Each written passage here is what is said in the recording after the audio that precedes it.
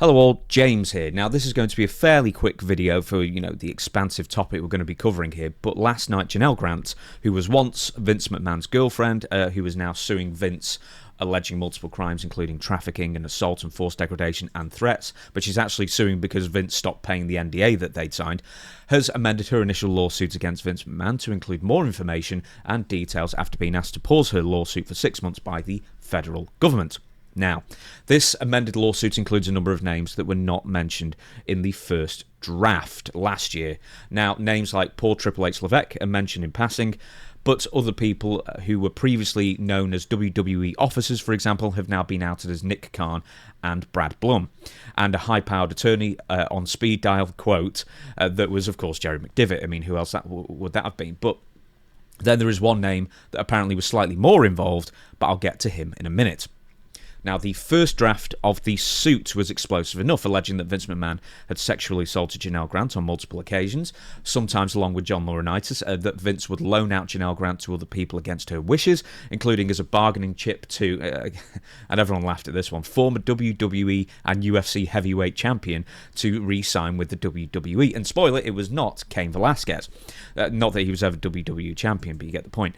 That she was coerced, this is Janel, into sending explicit pictures to WWE colleagues, a number of them she had never even met, and that she was often threatened with repercussions if she did not do Vince's bidding. And in fact, in the amended lawsuit, it goes even further into those claims, saying that WWE's legal department made it clear that they were highly reactive and retaliatory. Now, there were other revealing things in this civil suit as well, including Vince McMahon's obsession with threesomes, or even more, but they're all dudes, apparently, in his fantasies and the text messages that were shown in the initial lawsuit, that he names his dildos after WWE wrestlers. And I hasten to bring it up because it sounds like I'm making fun. I really am not. That he did a poo on Janel Grant's head during a threesome with some other dude without warning. And then he took a shower, and then he freshened up and then came back and joined the action later.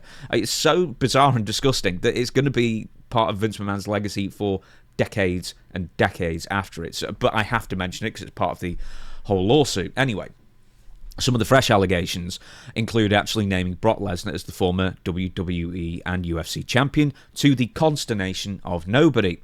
But then there are more phone screenshots in the amended version of the lawsuit, including as well one of Vince sending numerous text messages pressuring Janel Grant to send explicit pictures to Brock Lesnar, and then later he starts talking about, well, maybe you should send video as well. And then just to reiterate, the original lawsuit alleges that while she did meet Brock Lesnar and Vince McMahon for a business meeting, what's described as a business meeting, there was actually a promised encounter between Brock and Janel that didn't take place because allegedly Lesnar was too drunk. So also in the original suit, Janel Grant then says that Vince McMahon decided to roleplay as Lesnar that night, and according to the lawsuit, I will not go into the details, but basically Vince McMahon beat the crap out of her. Now, there have been, despite her constantly saying, stop, please don't, you're hurting me. Anyway, there had been rumours that Lesnar, of course, Brock Lesnar was going to appear at the Royal Rumble tonight as I record this, but, with the timing of the amended suit, which also the original suit came out just before the Royal Rumble last year when Brock Lesnar was going to be an entrant in the Royal Rumble, I really highly doubt that Brock will be at this Royal Rumble either, just in case they were thinking of bringing him back. Now, let's also talk about John Laurinaitis. The guy who all of a sudden was just as much of a victim as Janel Grant, by proxy then substantiating many of Janel Grant's claims. Figure that one out. Anyway, old ass voice Johnny Ace, apparently with the knowledge of Nick Khan and Brad Blum, had an office created for Janel which shared a wall with Triple H's office, which is the only time he's named in the lawsuit, but shared an internal door with John Laurinaitis' office. And here are... Whoops, wrong one, sorry. There we go.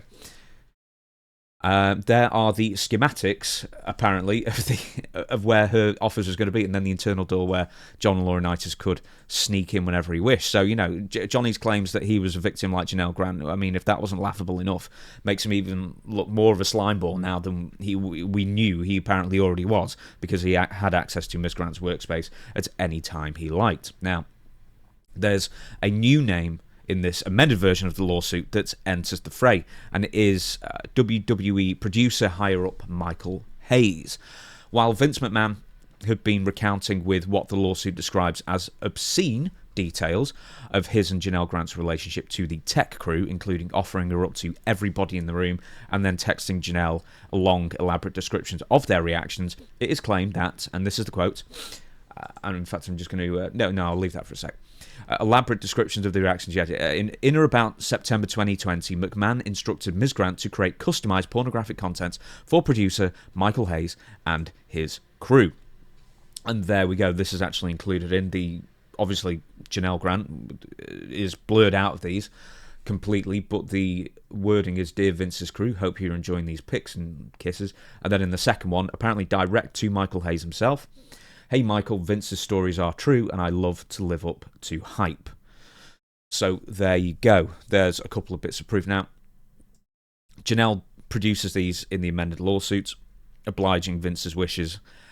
Now, if I were to put my pseudo-legal hat on, despite the fact I've got no qualifications, I would not have put these screen grabs in the amended lawsuit for one reason.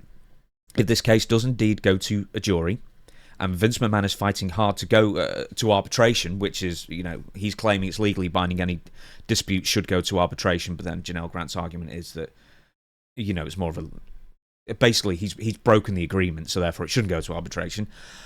I would point to these messages once again as proof, if I was Vince McMahon's defense attorney, as proof that Janel was complicit and willing to send the photos while using playful and willing language like, "Hope you're enjoying these pics. Vince's stories are true. I love to live up to the hype." Now, to reiterate completely, this is purely a strategic criticism. I do believe Janel Grant's claims to be on the balance of probability substantially true. And even if nothing else, Vince McMahon's weird-ass text messages, that were shown in the first, and corroborated and everything shown in the first lawsuit, should have been enough to get rid of him from WWE for life. But the thing is that even if 20% of what Janel Grant is claiming to be true in the lawsuit, even 20% of that, then Vince McMahon should be standing, for criminal trial, not just civil suits and that kind of thing, which he most likely never will. But the point is, what I'm saying above is that I would have included in purely strategic, not that I disbelieve Janel Grant. Now, speaking of text messages, the lawsuit now alleges that he was sending and receiving text messages, he being Vince, from Janel Grant during the filming of the Mr. McMahon Netflix documentary. Now, not unsurprising, but just somehow it just skews me out even more that when Vince McMahon was discussing his 3 brains, and if you don't know what you're talking about, you've got to watch the documentary just for this. He's got 3 brains, one's work, one's pleasure, and then one his brain purely for the ladies, and apparently all the dudes as well that he's interested in hanging about with at the same time. That's just skeevy enough, but the fact that he's in his mid-70s on whatever he's on to look like that in the mid-70s, and he looks like he's drunk from the wrong chalice in The Last Crusade. I don't know what fillers he's working with here, but apart from the fact that he's a very old slime ball, like whatever fillers and work he's had done to his face in the last 10 years, he looks like he changed from looking like Vince McMahon into looking like a dropped pie, seemingly overnight. So he's just such a skeevy, slimy bastard, especially in that Netflix documentary. And just, of course, this lawsuit doesn't help. Now, one more thing to show you. This is Vince McMahon's lawyer, Jessica Rosenberg. She responded to the amended civil suit with, as expected, the proposed amended complaint is nothing more than the latest publicity stunt in an ongoing smear campaign. It is filled with desperate falsehoods from a team that continues to disregard the law and the truth.